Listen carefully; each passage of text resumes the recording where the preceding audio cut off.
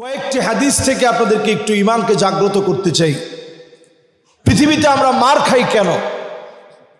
আল্লাহর হাবিব বলেন, হাত্তা তুত্তাখাযাল মাসাজিদু তুরুকা, এমন সময় আসবে মসজিদের সামনে দিয়ে মুসলমানেরা হেঁটে হেঁটে চলে যাবে, নামাজ পড়ার জন্য লোকেরা আসবে না, বেশি দূরে যাওয়া লাগবে না, মসজিদগুলোর দিকে তাকায় দেখেন সামনে দিয়ে আল্লাহর গোলাম মুসলমানেরা হেঁটে চলে যায়, নামাজের সময় মুসল্লি পাওয়া যায় না। এমন মুসল্লি সারা বাংলাদেশে থাকলেও মগবাজারে নাই। আছে আশেপাশে যে বাসাগুলো আছে, এরকম মুসলমান কি আছে আপনার কাছে মনে হয়? সংখ্যা কিরকম হবে?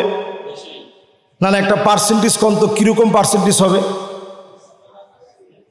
আমাদের ফাহাদ ভাই বলছে 80%, দায়িত্বটা উনি নিছে। কিন্তু আমি যদি বলতাম যে 80% লোকই নামাজ পড়ে না, তাহলে কথাটা একটু খারাপ শোনা যেত। তাহলে আপনারাই কোন 80% লোক যদি নামাজ না পড়ে, তাহলে নামাজ পড়ে কত পার্সেন্ট? 20% লোক নামাজ পড়ে। এইটাও যদি আপনি দেশগ্রামের হিসাবে মিলান, আহারে, অনেক জায়গায় আমরা নামাজের জন্য যখন ফজরের সময় দাঁড়াই, আমি দেখি মাত্র 5-6 জন লোক। এরকম জায়গায়ও আমি নামাজ দাঁড়াইছি, মাত্র 2 জন ছিল, ইমাম আর মুয়াজ্জিন। আমরা 3 জন মিলা হয়েছে 5 জন। এই যদি আমাদের মসজিদের চিত্র হয়, মার কি অন্যরা খাবে না আমরা খাবো? সে আমরাই যদি বলি আল্লাহ আবাবিল দেয় না কেন, তাহলে বলেন তো দেখি, আবাবিল আসলে পরে ইহুদিদের পাথর ইহুদিদের মাথায় না মেরে ওই পাথর তো আমাদের মাথায় মারার কথা, ঠিক না ভাই? এরপরে আল্লাহর নবী বলেন, হাত্তা ইয়াবুদাল্লাতু ওয়াল উজ্জা, এমন সময় আসবে মুসলমানের ছেলে হয়ে মূর্তি পূজা করবে। এখন করে না করে না? আমি যদি এই মুহূর্তে আপনাদের কাছ থেকে একটা জরিপ নিই, কি পরিমাণ মানুষের ঘরে এখন বড় বড় পুতুল আছে, আপনি দেখবেন অধিকাংশ ঘরে ঢাকা শহরে আমরা এত বড় বড় পুতুল রাখছি, কোল বালিশ বানাইছি পুতুল দিয়া।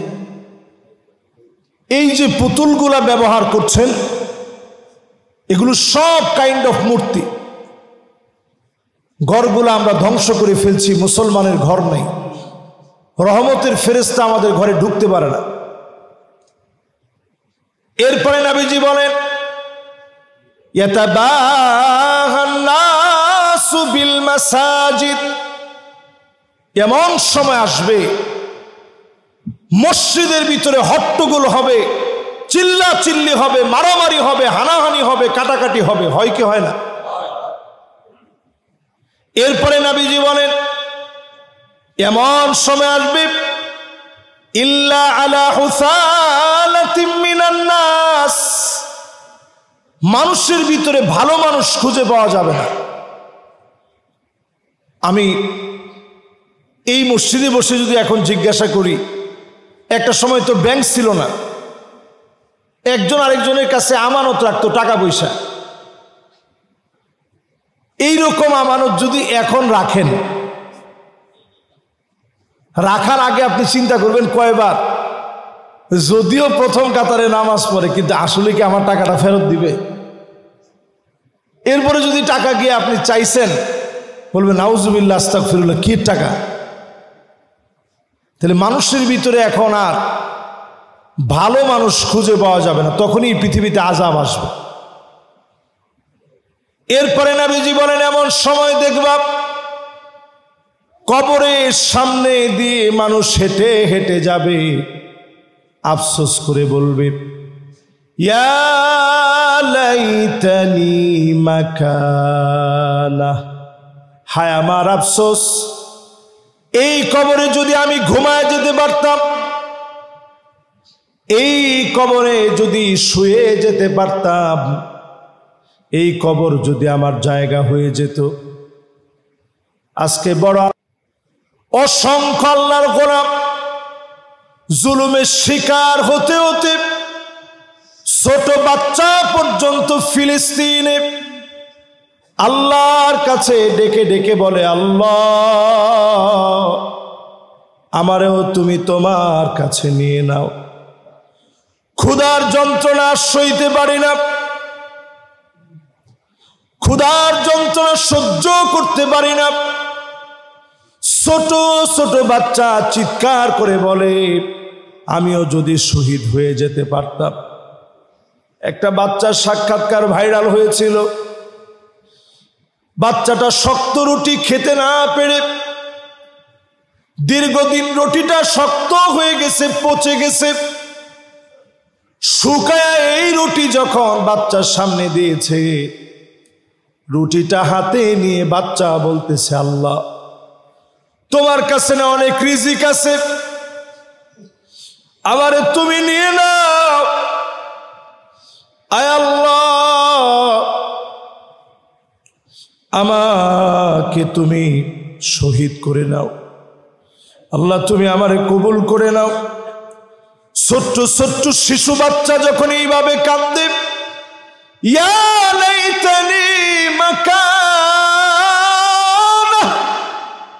হায় আল্লাহ কবরটাকে আমার ঠিকানা বানায় দাও, আপনি বুঝে নিবেন।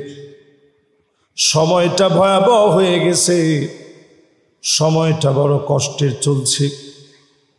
নবী আলাইহিস সালাম বলেন, হাত্তা তুরাল আরদু দামান, সারা দুনিয়া জোড়া, সারা দুনিয়াতে মুসলমানের রক্ত ঝরবে। ওয়ায়াকুনুল ইসলামু গরিবা, ইসলামের নাম নিলে মানুষ সবচেয়ে দুর্লভ মনে করবে। বর্তমান সময়ে আপনি বোরকা পরলে মানুষ সবচেয়ে দুর্লভ মনে করবে যে এরই কোত্থেকে আসছেন। আমাদের বাংলাদেশের চিত্রটা ভিন্ন। ওয়ার্ল্ডের বহু দেশে আপনি গেলে অবাক হবেন, সৌদি আরবেরও বহু নারীরা বিমান পর্যন্ত কোনো বোরকা নেই। কথাটা বলতে বড় কষ্ট লাগে, বিমান পর্যন্ত কোনো বোরকা নেই। যখন সৌদি আরবে বিমানটা ল্যান্ড করেছে, এরপরে ভ্যানিটি ব্যাগ থেকে একটা বোরকা নিয়ে পরে উনি এই পবিত্র ভূমিতে প্রবেশ করছে। মুসলমানদের যখন এত অধপতন, আল্লাহর আযাব তো এই জন্যে। আজ আমাদের অধপতনের কোনো শেষ নেই। অধপতন কোথায় গিয়ে থামছে একটু হিসাব করে দেখেন। আল্লাহ নবী বলেন, হাত্তা ইয়াকতুলা আখাহু, আপন ভাই ভাইকে শহীদ করে দিবে, আপন ভাই হয়ে ভাইকে মেরে ফেলবে। এমন দৃশ্য কি আমাদের দেশে আছে? এইরকম দৃশ্য এখন অহরহ, আপন ভাই ভাইকে মেরে ফেলতেছে। কিসের কারণে? সামান্য কিছু সম্পদের লোভে আপন ভাই ভাইকে শহীদ করে ফেলেছে। এরপর আল্লাহর হাবিব বলেন, আবাহু, বাপকে পর্যন্ত শহীদ করে ফেলবে, মাকে পর্যন্ত শহীদ করে ফেলবে। রমাদান মাসে বাপ দাঁড়ায় নামাজ পড়তেছে, সন্তান এসে ছুরি দিয়ে আঘাত করেছে, বাবা নিথর হয়ে জমিনের মধ্যে পড়ে গেছে। যেই সন্তানের জন্য প্রবাস জীবনে দিনের পর দিন কষ্ট করেছে, এমন সন্তানের ছুরি ঘাতে বাপ শহীদ হয়ে গেছে। মাকে সন্তান ভরণ পোষণ দেয় না, মায়ের উপরে জুলুম নির্যাতন করে, ধমক দিয়ে মাকে কথা বলে, বাবার খোঁজ খবর নেয় না। বাপ মা যদি অমুসলিম হয়, বলেন কি হয়? আপনি মুসলিম, বাপ যদি অমুসলিম হয়, এরপরেও আপনি বেয়াদবি করতে পারবেন না, সুন্দর ব্যবহার করতে হবে। বড় আফসোস, আমরা অনেকে বাপের কদর বুঝি না। আমার তরুণদেরকে বলি, পরীক্ষায় ভালো রেজাল্ট করতে চান, মা বাপের কাছ থেকে দোয়া নেন। হুজুরের কাছ থেকে দোয়া নেওয়ার আগে কার কাছ থেকে? এটা তো সবাই বললেন না, কার কাছ থেকে? মা বাপের কাছ থেকে দোয়া নেন। ব্যবসায় সফলতা আসতেছে না, হুজুরের কাছ থেকে দোয়া নেওয়ার আগে মা বাপের কাছ থেকে দোয়া নেন। আমি আজকেও আসতে গিয়ে, আমার আম্মা মাত্র বাড়ি থেকে আসছে, আজকেও আসতে গিয়ে আম্মারে আমি খুঁজে বের করছি। কারণ আমাদের দুই জায়গায়, ছোট ভাই থাকে উপরে, আমি থাকি নিচে। আম্মারে খুঁজে বের করে আম্মার কাছ থেকে দোয়া নিয়ে আমি আসি। প্রতিদিন অন্তত মায়েরে বলবেন, বের হওয়ার সময় বললেন, আম্মা একটু দোয়া করেন, আব্বা একটু দোয়া করেন, এদিকে আপনার ইজ্জত কমে যাবে। মা বাপ যদি খুশি হয়ে যায়, রিদার রব্বি রিদাল ওয়ালিদ, মা বাপ যদি খুশি হয়ে যায়, যিনি খুশি হয়ে যাবেন তিনি কে? প্রিয় ভাইরা আমার, এই যে কথাগুলো বলতেছি, বুক ফেটে যাচ্ছে। আজকে আমাদের ভিতরে এই অন্যায়গুলা ঢুকে গেছে।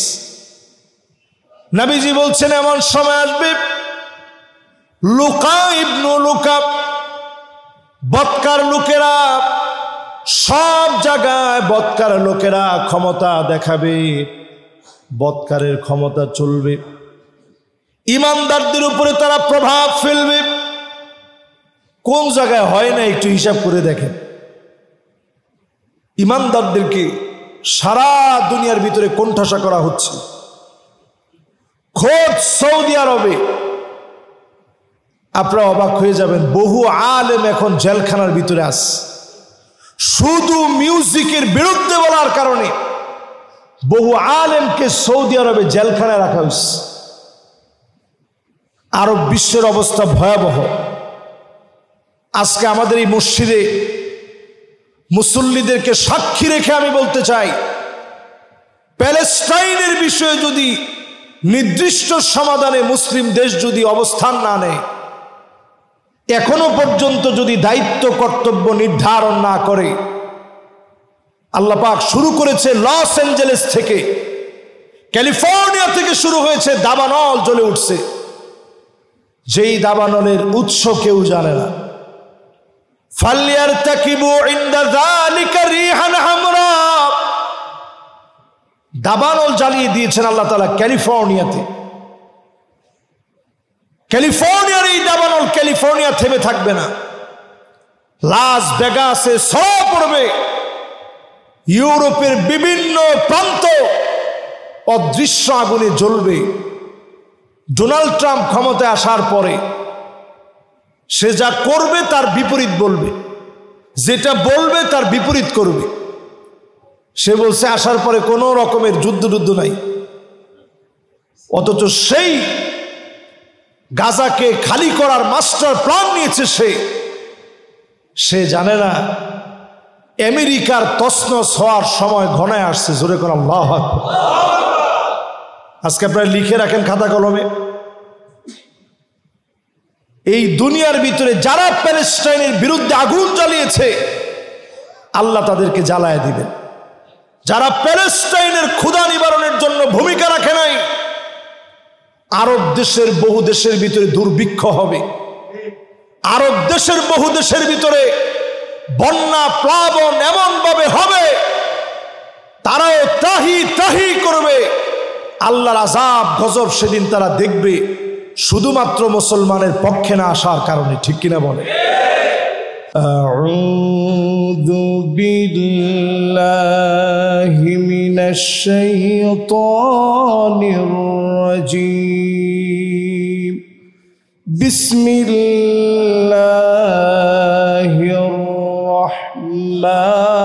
রহমানির রহিম ইন্নাল্লাহা ওয়া মালাইকাতাহু ইউসাল্লুনা আলান নবী ইয়া আইয়ুহাল্লাযীনা আমানু সাল্লু আলাইহি ওয়া সাল্লিমু তাসলিমা আল্লাহুম্মা সাল্লি আলা মুহাম্মাদ ওয়া আলা আলি মুহাম্মাদ كما صليت على إبراهيم وعلى آل إبراهيم إنك حميد مجيد اللهم بارك على محمد وعلى آل محمد كما باركت على إبراهيم وعلى آل إبراهيم إنك حميد مجيد بلغ العلا بكماله كشف الدجى بجماله حسنت جميع خصاله صلوا عليه اگر نہ ہوتی یہ پھول کہ بلبل کا ترنم بھی نہ ہو چمن دہار میں گلیوں کا تبسم بھی نہ ہو بلغ العلا بکمالہ كشف الدجى بجماله حسنت جميع خصاله صلوا عليه در فی شان نے تیری قطروں کو دریا کر دیا دل کو روشن کر دیا آنکھوں کو بینا کر دیا بلغ العلا بکمالہ کشف الدجى بجمالہ حسنت جمیع خصالہ صلوا عليه وآله আজকের মুবারক মুতাবারক জুমআতে আল্লাহ পাক আমাদেরকে আসার বসার বলার শোনার তৌফিক দান করেছেন। মহিয়ান গরিয়ান রাজাদিরাজ আল্লাহ সুবহানাহু ওয়া তাআলার আলিশান দরবারে নতশিরে অবনত চিত্তে শুকর গুজারি আদায় করি। সকলে মিলে পড়ি কালিমাতু শুকর আলহামদুলিল্লাহ। সকলে পড়ি রব্বানা লাকাল হামদ হামদান কাসীরান তাইয়িবান মুবারাকান ফীহি ইয়া রাব্বি লাকাল হামদু কামা ইয়ানবাগী لجلال وجهك وعظيم سلطانك আল্লাহ পাকের প্রশংসা বড়ত্ব ঘোষণা করে দরুদ এবং সালাম পড়ছি সাইয়্যিদুল মুরসালিন খাতামুন নবিয়্যিন ইমামুল মুরসালিন ওয়ান নবিয়্যিন মুহাম্মাদুর রাসূলুল্লাহ সাল্লাল্লাহু আলাইহি ওয়াসাল্লামের উপরে আল্লাহ পাক আমাদের দরুদ এবং সালামকে জুমআ বারে কবুল আর মঞ্জুর করুক। সকলে পড়ি আমিন। জুমআ বারের সবচেয়ে বড় আমলের একটি, এই জুমআ বারে সবচেয়ে বড় আমল হচ্ছে বেশি বেশি দরুদ শরীফ পড়া। যে ব্যক্তি জুমআ বারে সবচেয়ে বেশি দরুদ শরীফ পড়বে, আকসারুহুম আলাইয়া সালাহ, দরুদ শরীফ যে যত বেশি পড়বে নবীজির সঙ্গে একসঙ্গে আল্লাহ পাক আল্লাহর জান্নাতে বাড়ি বানায় দিবে। সুবহানাল্লাহ। তো হুজুর দরুদ শরীফ পড়তে গেলে কোন দরুদ শরীফ পড়ব? আমরা নামাজে যেটা পড়ি এই দরুদ শরীফ আমরা পড়তে পারি। যদি বড় মনে হয় অন্তত সাল্লাল্লাহু আলাইহি ওয়াসাল্লাম সাল্লাল্লাহু আলাইহি ওয়াসাল্লাম সাল্লাল্লাহু আলাইহি ওয়াসাল্লাম এতটুকুন দরুদ যদি আমরা কেউ পড়ি, আকসারুহুম আলাইয়া সালাহ, অধিক পরিমাণে এই দরুদের কারণে রব্বে করিম নবী করিম সাল্লাল্লাহু আলাইহি ওয়াসাল্লামের পার্শ্বে আল্লাহর জান্নাতে আমাদের জন্য বাড়ি নির্মাণ করে দিবে। সুবহানাল্লাহ। শুধু তাই নয়, নবী সাল্লাল্লাহু আলাইহি সাল্লাম যাদেরকে ডেকে ডেকে শাফাআত করবেন, কোটি কোটি মানুষের ভিতরে মানুষ যেদিন হাহাকার করতে থাকবে, সে মুহূর্তে নবীজি যাদেরকে চিনে চিনে শাফাআত করবেন, এদের মধ্যে অন্যতম শ্রেণী হচ্ছে যারা অধিক পরিমাণে নবীজির উপরে দরুদ শরীফ পড়েছে। নবীজি চিনে চিনে শাফাআত করবে, নবীজির শাফাআতে ধন্য করে আল্লাহ পাক জান্নাতি বানায় দিবে। সুবহানাল্লাহ। এই ছোট্ট আমলটা দিয়ে আজকের জুমাতে প্যালেস্টাইনের প্রসঙ্গে আমাদের করণীয় সম্পর্কে আজকে কথা বলবো। আল্লাহ তাআলা যদি আমাদেরকে তৌফিক দান করেন, পড়েন ইনশাআল্লাহ। নিশ্চয় আপনারা প্রত্যেকে জানেন, জিওপলিটিক্সের শিকার হয়ে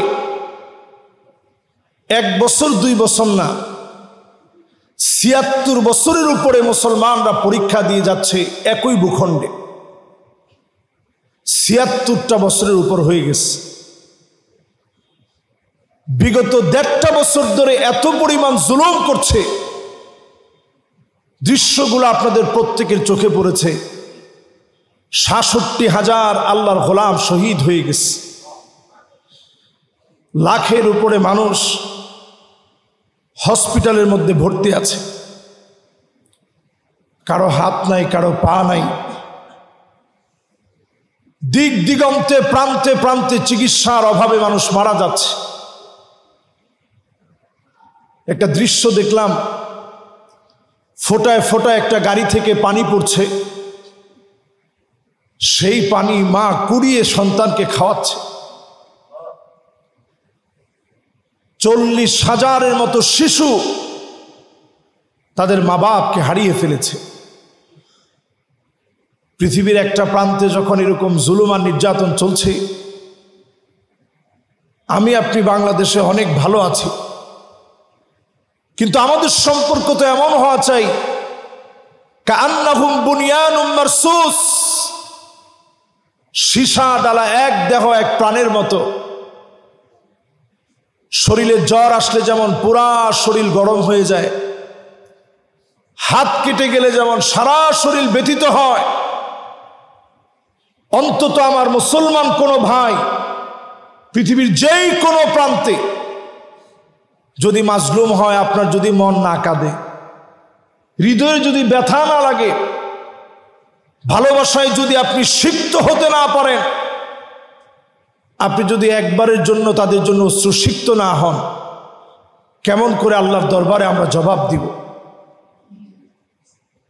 আল্লাযীনা উখরিজু মিন দিয়ারিহিম বিগাইরি হক ইল্লা আন ইয়াকুলু রাব্বুনা আল্লাহ।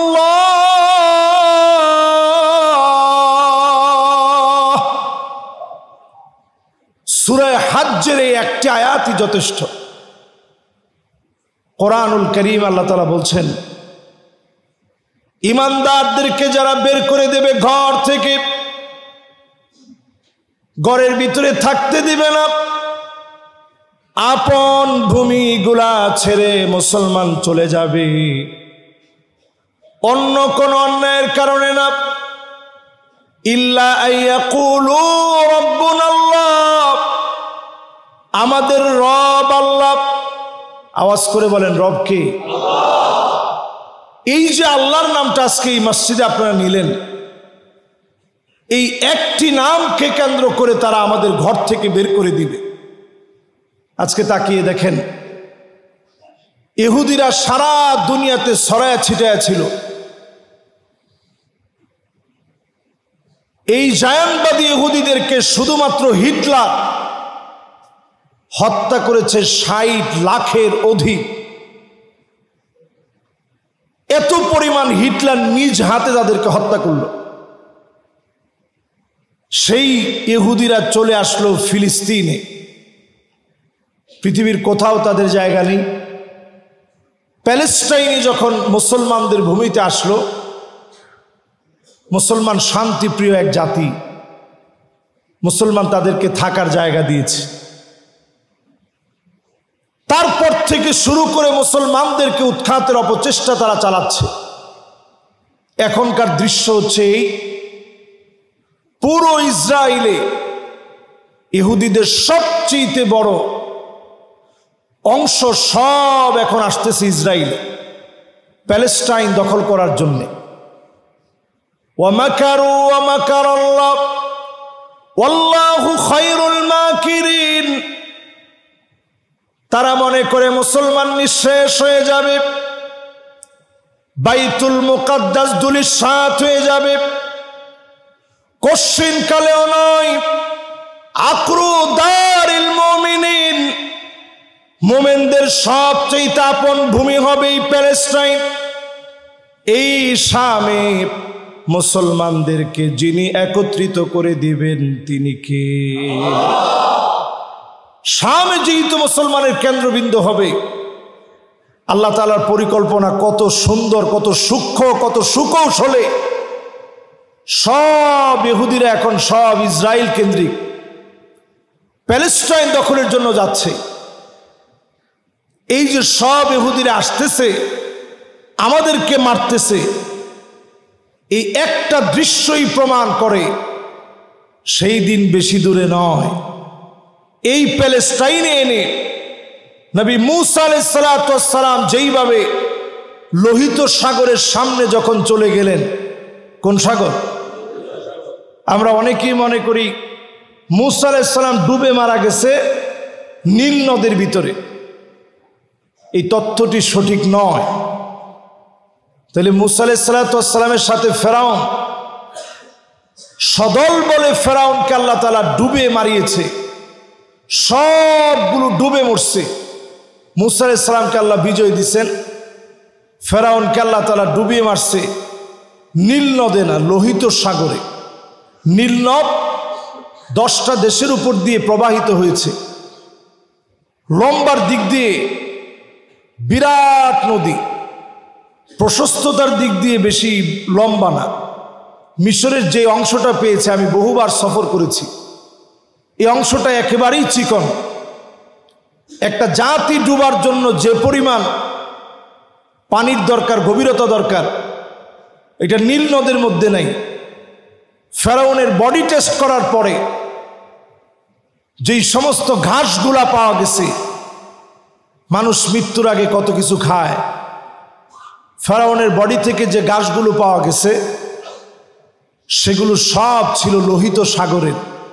এই লোহিত সাগরের সামনে এনে আল্লাহ রাব্বুল আলামিন ফেরাউনকে যেভাবে ডুবিয়ে মেরেছে, সদল বলে নবী মূসা আলাইহিস সালাতু ওয়াস সালামের অল্প স্বল্প লোক নিয়ে আল্লাহ তাআলা বিজয় দিয়েছেন।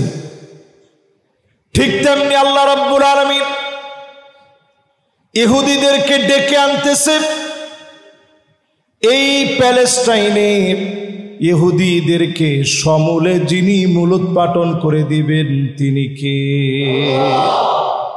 সব আসতেছে মুসলমানদেরকে মারার জন্য।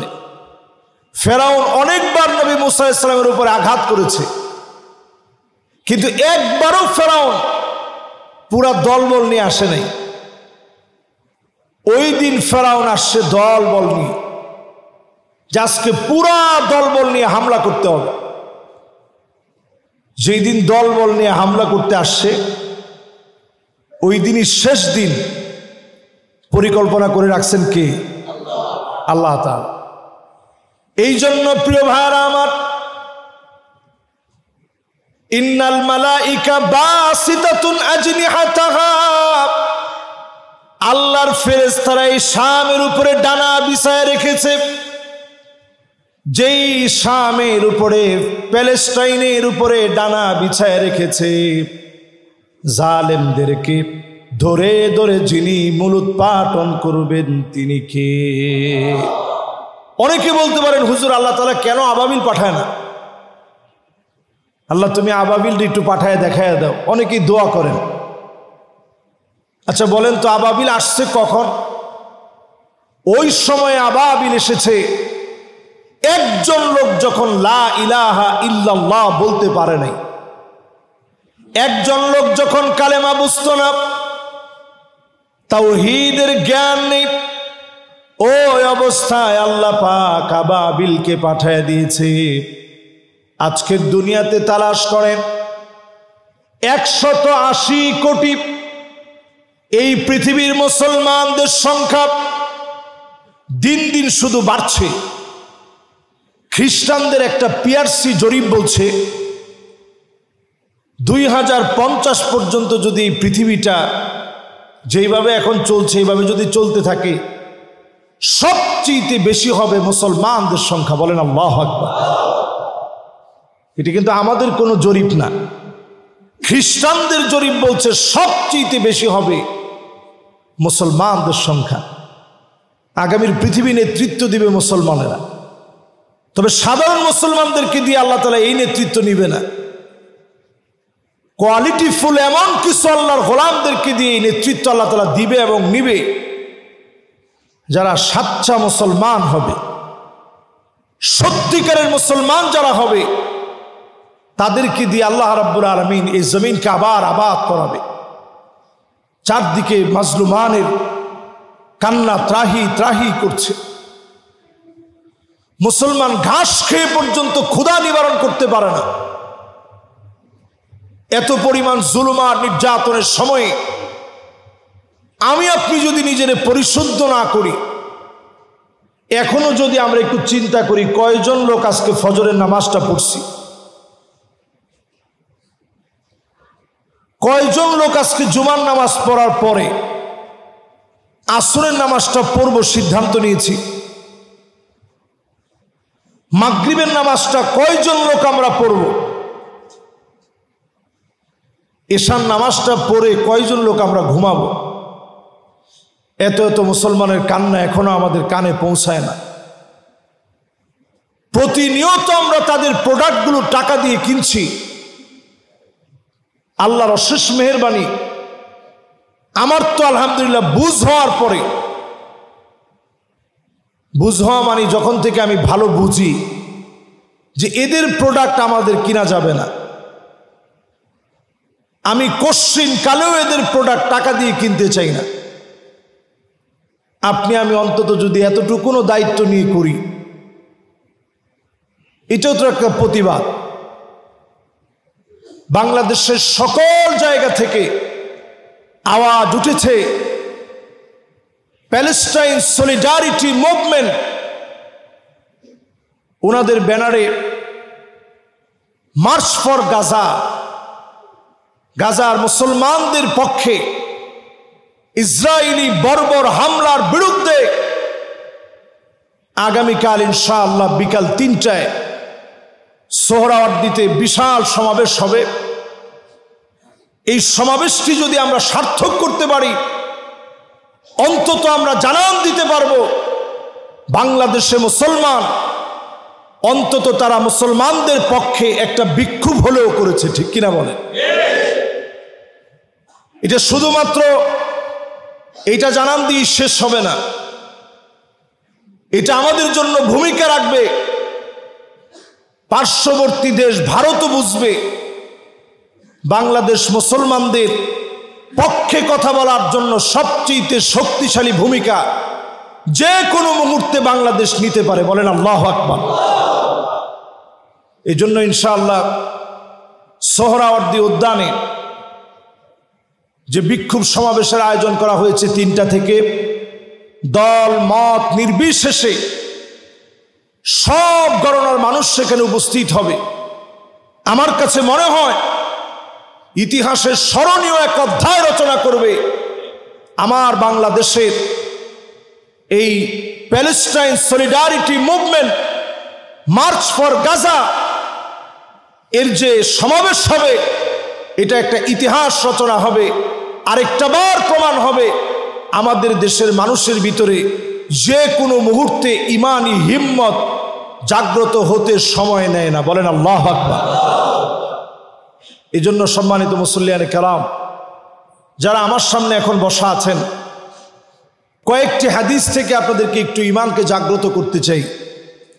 পৃথিবীতে আমরা মার খাই কেন? আল্লাহর হাবিব বলেন, হাত্তা তুত্তাখাযাল মাসাজিদু তুরুকা,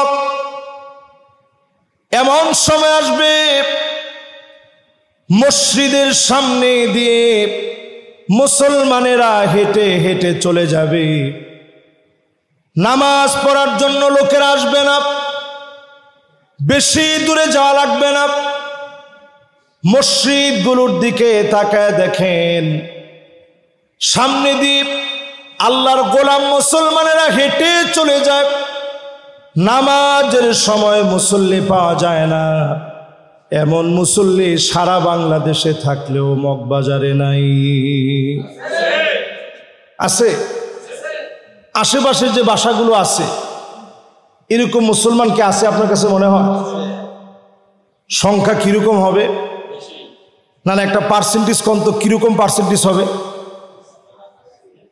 আমাদের ফাহাদ ভাই বলছে 80%, দায়িত্বটা উনি নিছে। কিন্তু আমি যদি বলতাম যে 80% লোকই নামাজ পড়ে না, তাহলে কথাটা একটু খারাপ শোনা যেত।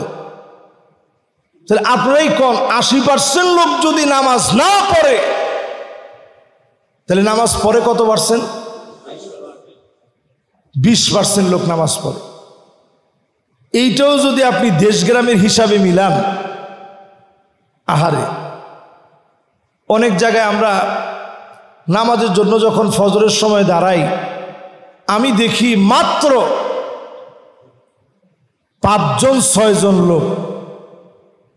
এরকম জায়গায় আমি নামাজ দাঁড়াইছি, মাত্র 2 জন ছিল, ইমাম আর মুয়াজ্জিন। আমরা 3 জন মিলা হয়েছে 5 জন। এই যদি আমাদের মসজিদের চিত্র হয়, মার কি অন্যরা খাবে না আমরা খাবো?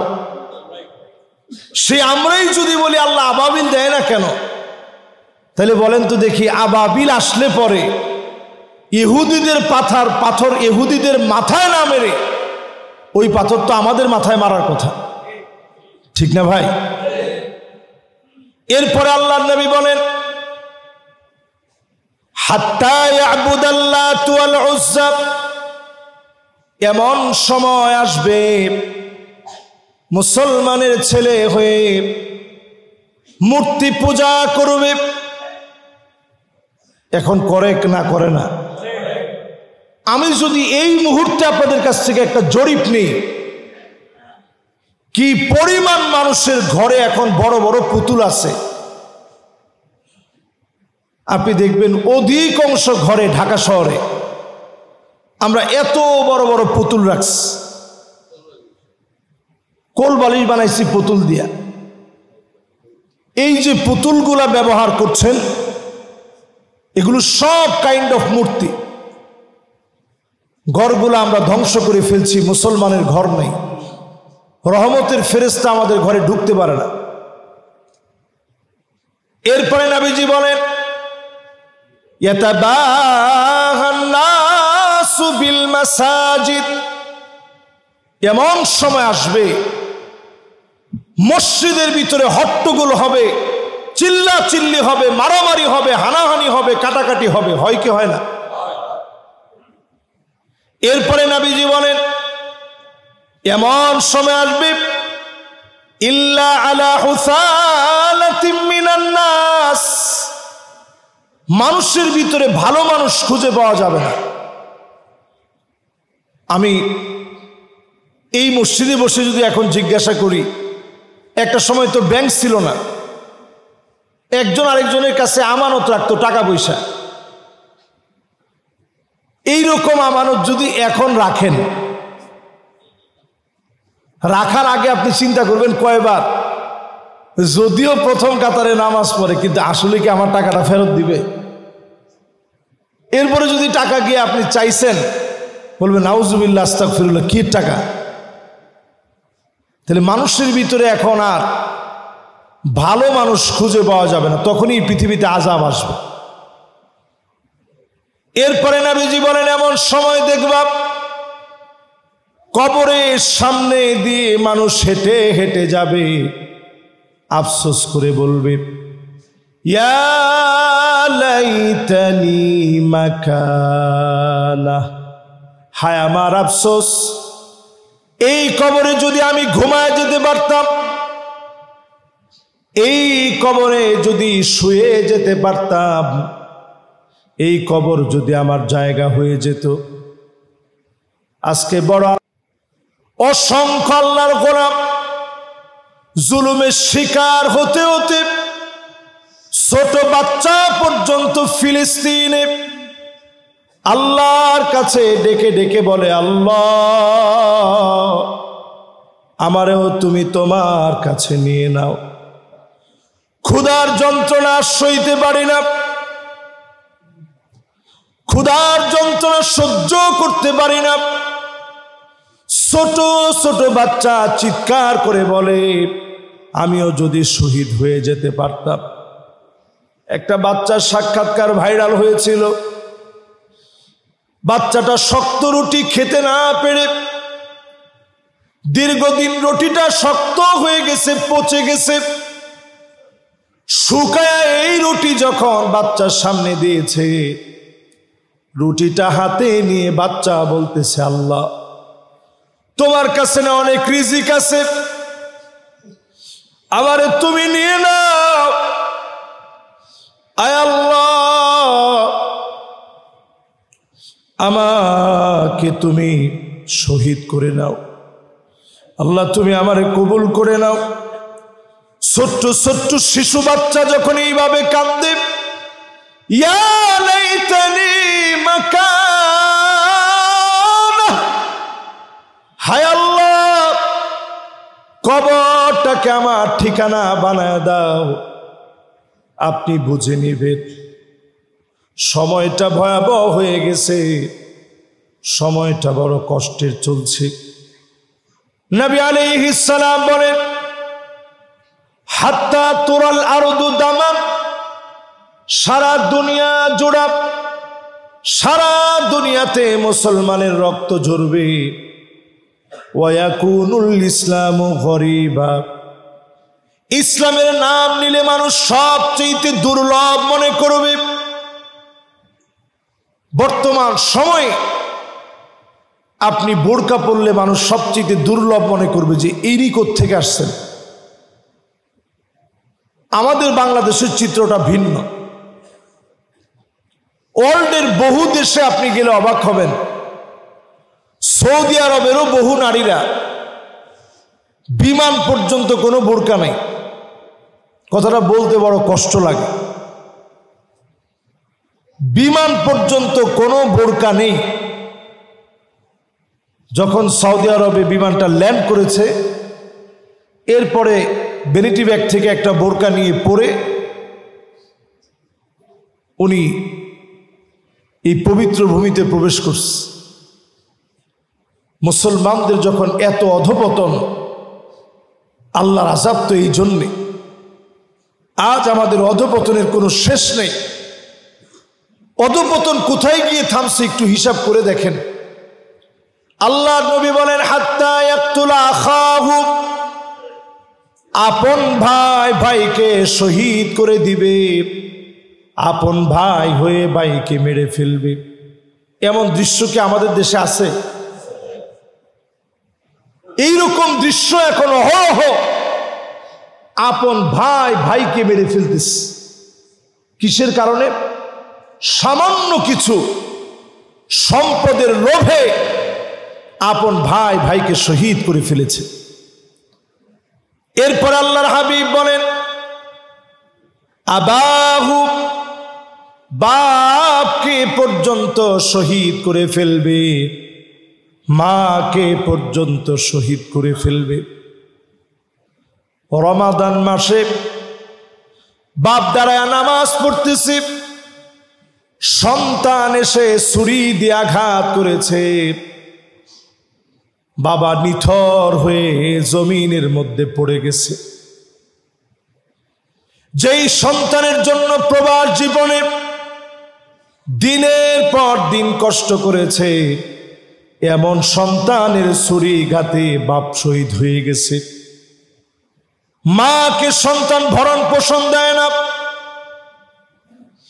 মায়ের উপরে জুলুম নির্যাতন করে, ধমক দিয়ে মাকে কথা বলে, বাবার খোঁজ খবর নেয় না।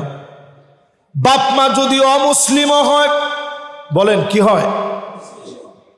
আপনি মুসলিম, বাপ যদি অমুসলিম হয়, এরপরও আপনি বেয়াদবি করতে পারবেন না, সুন্দর ব্যবহার করতে হবে। বড় আফসোস, আমরা অনেকে বাপের কদর বুঝি না। আমার তরুণদেরকে বলি, পরীক্ষায় ভালো রেজাল্ট করতে চান, মা বাপের কাছ থেকে দোয়া নেন। হুজুরের কাছ থেকে দোয়া নেওয়ার আগে কার কাছ থেকে? এটা তো সবাই বললেন না, কার কাছ থেকে? মা বাপের কাছ থেকে দোয়া নেন। ব্যবসায় সফলতা আসতেছে না, হুজুরের কাছ থেকে দোয়া নেওয়ার আগে মা বাপের কাছ থেকে দোয়া নেন। আমি আজকেও আসতে গিয়ে, আমার আম্মা মাত্র বাড়ি থেকে আসছে, আজকেও আসতে গিয়ে আম্মারে আমি খুঁজে বের করছি। কারণ আমাদের দুই জায়গায়, ছোট ভাই থাকে উপরে, আমি থাকি নিচে। আম্মারে খুঁজে বের করে আম্মার কাছ থেকে দোয়া নিয়ে আমি আসি। প্রতিদিন অন্তত মায়েরে বলবেন, বের হওয়ার সময় বললেন, আম্মা একটু দোয়া করেন, আব্বা একটু দোয়া করেন, এদিকে আপনার ইজ্জত কমে যাবে। মা বাপ যদি খুশি হয়ে যায়, রিদার রব্বি রিদাল ওয়ালিদ, মা বাপ যদি খুশি হয়ে যায়, যিনি খুশি হয়ে যাবেন তিনি কে?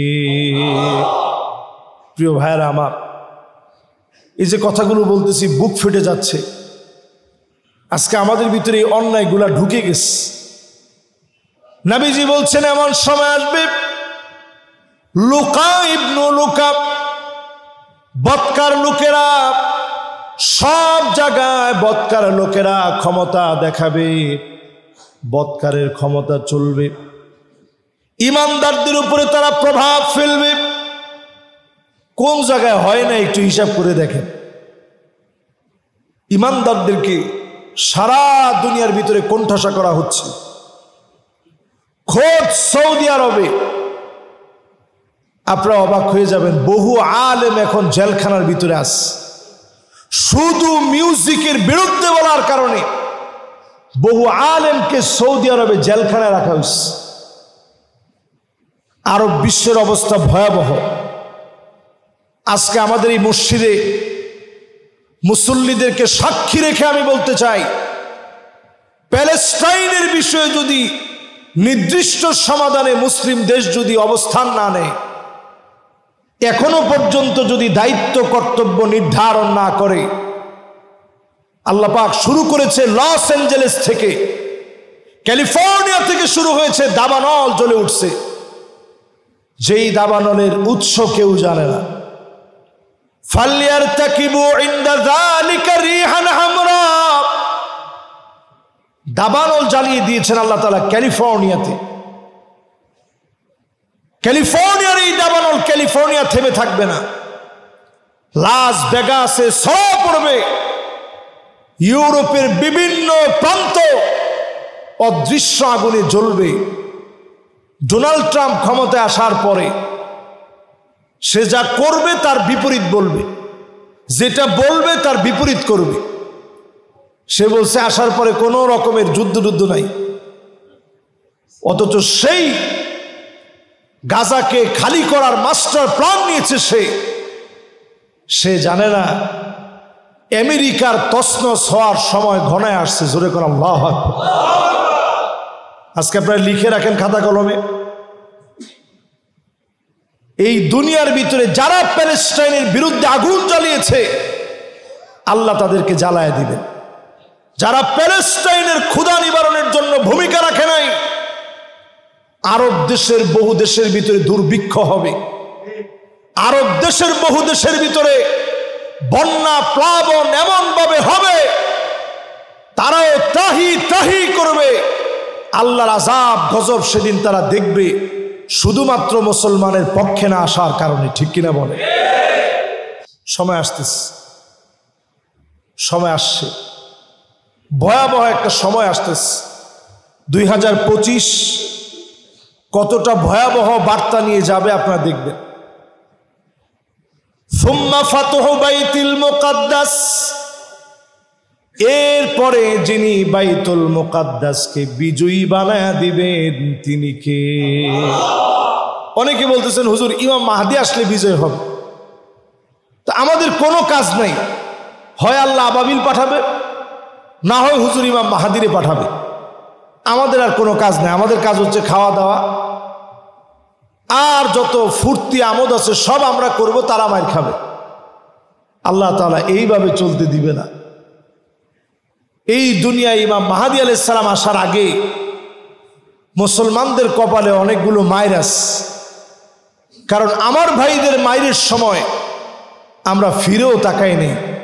শুধু বাংলাদেশের কথা চিন্তা করেন, বদ্বীপের মতো একটা দেশ, এর চতুর্দিকে অমুসলিম দিয়ে ভরা।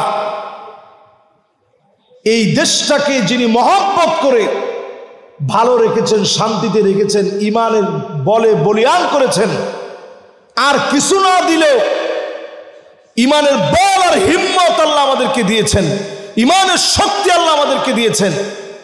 এই শক্তি যদি আপনারা কাজে লাগান, আগামীর পৃথিবীর নেতৃত্বে বড় ভূমিকা রাখবে এই বাংলাদেশ। জোরে বলেন আল্লাহ। আজকে তাকায় দেখেন আফগানিস্তান কোথায় চলে গেছে। তাদের মুদ্রা ডলারকে এখন টেক্কা লাগায় দিয়েছে, ডলারকে ছাড়িয়ে যাচ্ছে তাদের মুদ্রা। আফগানিস্তানের প্রোডাক্ট সারা ওয়ার্ল্ডে মুসলিম কমিউনিটিতে ব্যাপক সাড়া ফেলেছে, সারা দুনিয়ায় ছড়ায় পড়েছে। আমি দক্ষিণ কোরিয়াতে গিয়েছি এবছর, আমি অবাক হয়ে গেছি। সুবহানাল্লাহ, যত হালাল জায়গা আছে সব জায়গায় বিভিন্ন প্রোডাক্টের নিচে লেখা মেড ইন আফগানিস্তান। আমি চিন্তা করলাম, আল্লাহর জমিনে লোক সংখ্যা দিয়ে আল্লাহ বিজয় দেয় না। রাশিয়াকে পরাস্ত করে, আমেরিকার মতো পরাশক্তিকে পরাস্ত করে দুর্বল মাজলুমদেরকে আল্লাহ বিজয় দিয়েছে। জোরে কোন আল্লাহ আকবার। এজন্য মুসলিম মিল্লাতের ঐক্যবদ্ধ উম্মাহ কনসেপ্টকে জাগ্রত করার জন্য, আমরা যে এক উম্মাহ, আমাদের ভিতরে কোনো ডিভাইড নেই, আমরা এক উম্মাহ, আমাদের ভিতরে কোনো মতপার্থক্য থাকবে না। মতপার্থক্যের ঊর্ধ্বে উঠে আমরা এক হব, নেক হব, এই আশা যদি আমাদের ভিতরে জাগ্রত হয়, তাহলে আল্লাহ রাব্বুল আলামিন আগামীর নেতৃত্ব মুসলমানদেরকে দিবে। যতজন আমার সামনে এখন বসা আছেন, ছোট ছোট বাচ্চা আমার দেশে, এই যে এই বাচ্চার মতো যারা, এদের দেখবেন ফিলিস্তিনের প্রতি এদের মায়াটা আমাদের চাইতে অনেক বেশি। কারণ আগামীর প্রজন্ম তো এরা, এই ছোট ছোট বাচ্চারা। এই বাচ্চাদেরকে প্যালেস্টাইনের প্রতি তাদের যে মহব্বত তৈরি হয়েছে, এটা আগামী দিনের বিজয়ের জন্য আমাদের জন্য শুভ সংবাদ বয়ে আনবে ইনশাআল্লাহ। প্যালেস্টাইনকে কোনোদিন ফিলিস্তিনের এই পূর্ণভূমিকে, বাইতুল মুকাদ্দাসকে কোনোদিন ইহুদিরা জমিনের সাথে মিশায়া দিতে পারবে না। আল্লাহ রাব্বুল আলামিনের কাছে মাজলুম মুসলমানদের আল্লাহর কাছে নিরাপত্তা চাই। আল্লাহ তাআলা যেন নিরাপত্তা দান করে। আমাদের প্রত্যেককে যেন ঈমানী চেতনায় আল্লাহ তাআলা উদ্বুদ্ধ করে। আল্লাহুম্মা আমিন। যতগুলো কথা বললাম বিমাশিয়াতিল্লাহি তাআলা ওয়া বিতৌফিকিহি, আমল করার তৌফিক আল্লাহ তাআলা দান করুক, পড়েন আমিন।